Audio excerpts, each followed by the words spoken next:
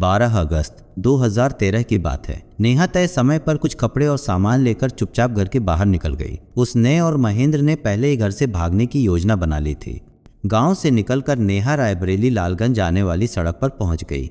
वहां उसका प्रेमी महेंद्र पहले से उसका इंतजार कर रहा था। यह है आखिरी गुनाह और मैं हूं अमित, लेकर आया हूं एक ऐसा जुर्म जो इंसानियत की सारी हदें पार कर गया। दोनों ने वहां से फटाफट बस पकड़ी और कानपुर चले गए। कानपुर के एक मंदिर में दोनों ने पहले शादी की, फिर वहां से दिल्ली चले गए। दिल्ली में महेंद्र का एक दोस्त रहता था। उसकी मार्फत दिल्ली में उसकी नौकरी लग गई। बाद में उसने किराए पर एक कमरा ले लिया। किराए के उस कमरे में वह नेहा के साथ रहने लगा। इधर महेंद्र और नेहा के फरार होने के बाद उनके गांव बीजेमऊ में हंगामा मच गया। नेहा नाबालिग थी। ऐसे में उसके माँ बाप ने 15 अगस्त को महेंद्र के खिलाफ खीरो थाने में भादमवी की धारा 363, 366 और 376 के तहत अपहरण और बलात्कार का मुकदमा दर्ज करा दिया। खीरो थाने के एसआई राकेश कुमार पांडे नेहा और महेंद्र की खोज में जुट गए। हफ्ता भर कोशिश करने के बाद उन्होंने दोनों को आखिर ढूंढ लिया। राकेश कुमार ने महेंद्र और नेहा को बरामद करके 24 अगस्त को न्यायालय में पेश किया। महेंद्र और नेहा ने कोर्ट में सफाई दी कि उन्होंने शादी कर ली है। इतना ही नहीं, उन्होंने अपनी शादी के फोटो भी कोर्ट में पेश किए। लेकिन नेहा के नाबालिग होने की वजह से अदालत ने महेंद्र को जेल भेज दिया और नेहा को उसकी मां के हवाले करने का आदेश दिया। पुलिस ने इस मामले की जांच पूरी करने के बाद 27 अगस्त 2013 को अदालत में चार्जशीट पेश कर दी। पुलिस की जांच से पता चला कि महेंद्र और नेहा का प्यार 2 साल पहले शुरू हुआ था। नेहा और महेंद्र के प्यार की शुरुआत की कहानी भी बड़ी दिलचस्प है। उत्तर प्रदेश के जिला रायबरेली की रहने वाली नेहा की मां की दोस्ती रेखा गुप्ता नाम की एक महिला से थी। रेखा के पति श्यामू गुप्ता की करीब 8 साल पहले मृत्यु हो गई थी। उनसे 3 बेटियां कोमल, करिश्मा और खुशबू थीं। पति की मौत के बाद रेखा किसी तरह परिवार पाल रही थी। उसी दौरान उसकी मुलाकात सर्वेश यादव से हुई। सर्वेश यादव मूल रूप से कन्नौज जिले के मुंडला थाना क्षेत्र के गांव ताल का रहने वाला था। उसके पिता मोहर सिंह किसान थे। सर्वेश काम की तलाश में गांव से रायबरेली आया तो फिर वहीं का होकर रह गया।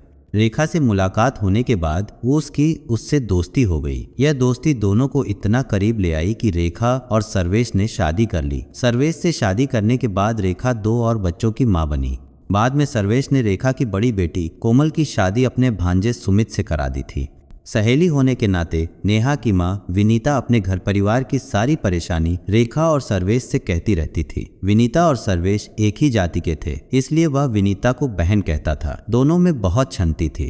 रेखा का घर विनीता के घर से कुछ दूरी पर था। जब भी मौका मिलता था वह उसके पास चली आती थी। नेहा के भागने के बाद विनीता गांव में खुद को अपमानित महसूस करती थी। वह रेखा के अलावा किसी के घर नहीं जाती थी। एक बार रेखा और विनीता आपस में बातचीत कर रही थी, तभी वहां मौजूद सर्वेश ने विनीता से कहा, बहन, तुम्हारी बेटी नेहा तुम्हारे कहने में नहीं है। अभी तो वह नाबालिग थी तो पुलिस ने उसे पकड़ लिया। बालिग होने के बाद अगर वह किसी के साथ चली जाएगी तो पुलिस भी कोई मदद नहीं करेगी। भैया, तुम्हारी बात तो सही है, पर क्या करें, कुछ समझ नहीं आ रहा है। मैं उसे बहुत समझाने की कोशिश करती हूँ, लेकिन उसके ऊपर महेंद्र का भूत सवार है। विनीता बोली, बहन, तुम चिंता मत करो। मैं अपने गांव में नेहा की शादी की बात करता हूँ। वहाँ के लोगों को नेहा के बारे में कोई बात पता नहीं है, इसलिए शादी होने में कोई परेशानी नहीं आएगी। शादी होने के बाद सब ठीक हो जाता है। सर्वेश का एक भतीजा था जोगिंदर, उसकी शादी नहीं हुई थी। सर्वेश ने सोचा कि अगर नेहा और जोगिंदर की शादी हो जाए तो दोनों की जोड़ी अच्छी रहेगी। रायबरेली और कन्नौज के बीच करीब 160 किलोमीटर की दूरी है। ऐसे में नेहा जल्द मायके भी नहीं आ जा सकेगी और महेंद्र को भूलकर अपनी गृहस्थी में रच बस जाएगी। विनीता चाहती थी कि महेंद्र के जेल से बाहर आने से पहले नेहा की शादी हो जाए तो अच्छा रहेगा। इसलिए उसने सर्वेश से कहा कि जितनी जल्दी हो सके वह इस काम को करवा दे। सर्वेश ने ऐसा ही किया। जोगिंदर और उसके घर वालों से बात करने के बाद आनन फानन में जोगिंदर और नेहा की शादी कर दी गई। शादी के बाद नेहा कन्नौज चली गई। बेटी की शादी हो जाने के बाद विनीता ने राहत की सांस ली। लगभग 3 महीने जेल में रहने के बाद नवंबर 2013 में महेंद्र जमानत पर घर आ गया। जेल में रहने के बाद भी वह नेहा को भूल नहीं पाया था। उसने अपने घर वालों से नेहा के बारे में पूछा तो उन्होंने बताया कि नेहा के घर वालों ने उसकी शादी दूसरी जगह कर दी है। यह सुनकर उसे बहुत बड़ा धक्का लगा। बाद में महेंद्र ने पता लगा लिया कि नेहा की शादी कराने में सबसे बड़ी भूमिका सर्वेश यादव की रही थी। इसलिए उसने सर्वेश के पास जाकर उसे धमकी दी, नेहा मुझे प्यार करती थी और मेरे साथ रहना चाहती थी। तुम सब ने मुझे जेल भिजवाकर उसकी शादी कर दी। तुमने सोचा होगा कि इससे हम दूर हो जाएंगे, लेकिन मैं तुम्हें बता देना चाहता हूँ कि यह तुम लोगों की गलतफहमी है। मैं नेहा को दोबारा हासिल करके रहूंगा। जिसने भी नेहा को मुंह से अलग करने का काम किया है, मैं उसे सबक सिखा कर रहूंगा। सर्वेश ने महेंद्र से उलझना ठीक नहीं समझा। उसके जाने के बाद वह अपने काम में लग गया। उधर महेंद्र इस कोशिश में लग गया कि किसी तरह उसकी एक बार नेहा से बात हो जाए। वह उससे जानना चाहता था कि शादी के बाद भी वह उसके साथ रहना चाहती है या नहीं। यदि वह उसे अब भी चाहती है तो वह उसे लेकर कहीं दूर चला जाएगा। महेंद्र यह बात अच्छी तरह जानता था कि अब तक नेहा बालिग हो चुकी है। ऐसे में अब अगर वह अपनी मर्जी से उसके साथ जाएगी तो पुलिस भी उसे फिर से जेल नहीं भेज पाएगी। कुछ समय बाद महेंद्र को किसी तरह नेहा का मोबाइल नंबर मिल गया। उसने नेहा से बात की। महेंद्र के जेल से आने की बात सुनकर नेहा खुश हो गई। आपसी गिले शिकवे दूर करने के बाद नेहा ने उसे बताया, घर वालों ने मेरी शादी जबरन कराई है। मैं अब भी तुम्हारे साथ रहना चाहती हूँ, लेकिन अब इतनी दूर हूँ कि मिलना भी संभव नहीं है। प्रेमिका की बात सुनकर महेंद्र का दिल बाग बाग हो गया। इसके बाद दोनों ने आगे की रणनीति बनाई। 8 फरवरी 2014 को नेहा के चचेरे भाई पवन की शादी थी। नेहा ने महेंद्र से कहा कि मैं उसकी शादी में शामिल होने के लिए गांव आऊंगी, तब तुमसे मिलूंगी। बस नेहा, एक बार तुम मेरे पास आ जाओ, इसके बाद मैं तुम्हें कभी भी दूर नहीं जाने दूंगा। तुम्हें लेकर इतनी दूर चला जाऊंगा कि किसी को पता तक नहीं चलेगा, महेंद्र ने कहा। महेंद्र की बातों में आकर नेहा एक बार फिर से उसके साथ भागने को तैयार हो गई तो महेंद्र ने यह बात अपने कुछ दोस्तों को भी बता दी। फिर क्या था, यह जानकारी सर्वेश को भी मिल गई। महेंद्र के जेल से छूटकर आने के बाद उसने जब से सर्वेश को धमकी दी थी, तब से वह उसकी हर हरकत पर नजर रख रहा था। सर्वेश को महेंद्र की योजना का पता चल ही गया था। उसकी योजना को फेल करने के लिए सर्वेश ने अपने भतीजे जोगिंदर को फोन करके कहा, जोगिंदर, पवन की शादी में तुम नेहा को लेकर उसके गांव मत आना। यहाँ आकर वह परेशान हो जाती है। अपनी माँ, घर परिवार के मुंह में वह यहाँ आना चाहती है। भतीजे से बात करने के बाद सर्वेश को लगा कि जब नेहा यहाँ आएगी ही नहीं तो महेंद्र कुछ नहीं कर सकेगा। यही नहीं, सर्वेश ने जोगिंदर से कहकर नेहा का मोबाइल नंबर भी बदलवा दिया ताकि महेंद्र उससे दोबारा बात न कर सके। यह बात जब महेंद्र को पता चली तो उसे शक हो गया कि यह सब सर्वेश ने ही कराया होगा। वह सर्वेश के पास पहुंच गया और आग बबूला होते हुए बोला, मैंने तुमसे कहा था कि तुम मेरे बीच में मत आओ, लेकिन तुम नहीं माने। अब इसका खामियाजा भुगतने को तैयार रहो। 27 मार्च 2014 की रात को सर्वेश अपने घर के बाहर दरवाजे पर सो रहा था। आधी रात को अचानक उसके चीखने की आवाजें आने लगी। आवाज सुनकर उसकी पत्नी रेखा भागकर बाहर आई तो सर्वेश का गला कटा हुआ था। पति की हालत देखकर वह जोर जोर से रोने लगी। उसकी आवाज सुनकर गांव के दूसरे लोग भी वहां आ गए। लोगों को इस बात की हैरानी हो रही थी कि इस तरह गला रेतकर सर्वेश की हत्या किसने कर दी। सूचना मिलने पर थाना खीरो की पुलिस भी वहां पहुंच गई। पुलिस रेखा और अन्य लोगों से पूछताछ करने लगी। पुलिस को लोगों से तो कुछ पता नहीं चला, लेकिन वह इतना जरूर समझ गई कि हत्यारे की सर्वेश से गहरी दुश्मनी रही होगी। पुलिस ने लाश का पंचनामा करने के बाद उसे पोस्टमार्टम के लिए भेज दिया। पुलिस ने रेखा की तरफ से अज्ञात लोगों के खिलाफ हत्या का मुकदमा दर्ज करके तहकीकात शुरू कर दी। पुलिस अधीक्षक राजेश कुमार पांडेय ने खीरो के थाना प्रभारी विद्यासागर पाल को जल्द से जल्द इस मामले का पर्दाफाश करने के आदेश दिए।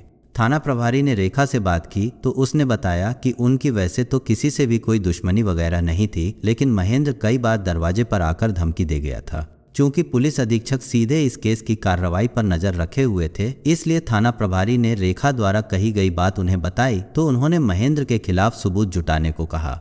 थाना प्रभारी ने सर्वेश के घर वालों के अलावा मोहल्ले के अन्य लोगों से बात की तो पता चला कि महेंद्र का विनीता की बेटी नेहा से चक्कर चल रहा था। अपने और नेहा के बीच में वह सर्वेश को रोड़ा मानता था। लोगों से की गई बात के बाद थाना प्रभारी को भी महेंद्र पर शक होने लगा। एसपी के आदेश पर खीरो थाने की पुलिस महेंद्र के पीछे लग गई। घटना के 3 दिन बाद 31 मार्च 2014 को मुखबिर की सूचना पर एसआई राकेश कुमार पांडे, कांस्टेबल सुरेश चंद्र सोनकर, गोविंद और कमरूज जमा अंसारी ने महेंद्र को हिरासत में ले लिया। थाने लाकर जब उससे पूछताछ की गई तो उसने आसानी से स्वीकार कर लिया कि उसने ही सर्वेश की हत्या की थी। महेंद्र ने पुलिस को बताया कि वह नेहा से बहुत प्यार करता था, उसके लिए वह जेल भी गया था। इस बीच नेहा की शादी जोगिंदर से हो जरूर गई थी, लेकिन उसके जेल से लौटने के बाद भी नेहा पति को छोड़ उसके साथ ही रहना चाहती थी। सर्वेश उसकी और नेहा की राह में रोड़ा बनकर बार बार आ रहा था। तब मजबूरी में उसने सर्वेश को रास्ते से हटाने की योजना बनाई। वह सर्वेश को मारने का मौका ढूंढता रहा। झाड़े के दिनों में वह घर में सोता था, इसलिए उसे मौका नहीं मिला। झाड़े का मौसम गुजर जाने के बाद सर्वेश घर के बाहर सोने लगा। महेंद्र मौके की तलाश में रात में रोजाना उसके घर की तरफ जाता था। 27 मार्च को भी वह मौके की फिराक में था। रात 12:30 बजे जब सन्नाटा हो गया तो उसने सर्वेश का मुंह दबाकर उसका गला चाकू से काट दिया। सर्वेश जोर से चिल्लाने लगा तो उसने उस पर चाकू से कई वार किए। इस बीच उसकी पत्नी रेखा दरवाजा खोलकर आती दिखी तो वह भाग निकला। हत्या के समय खून के छींटे महेंद्र की शर्त पर भी आए थे। उसने चाकू और खून लगी शर्ट महारानीगंज सिधौर मार्ग पर बने मंदिर के बगल वाली पुलिया के नीचे छिपा दी थी। फिर वह घर चला गया था। महेंद्र को जब पता चला कि पुलिस ज्यादा एक्टिव हो गई है तो उसने घर से कानपुर के रास्ते दिल्ली भागने की योजना बना ली। इससे पहले कि वह वहां से भाग पाता, पुलिस ने मुखबिर की सूचना पर उसे समेरी चौराहे से गिरफ्तार कर लिया। महेंद्र की निशानदेही पर पुलिस ने चाकू और खून से सनी शर्ट भी बरामद कर ली। 1 अप्रैल 2014 को पुलिस ने महेंद्र को रायबरेली के जिला न्यायालय में पेश किया। वहां से उसे जेल भेज दिया गया।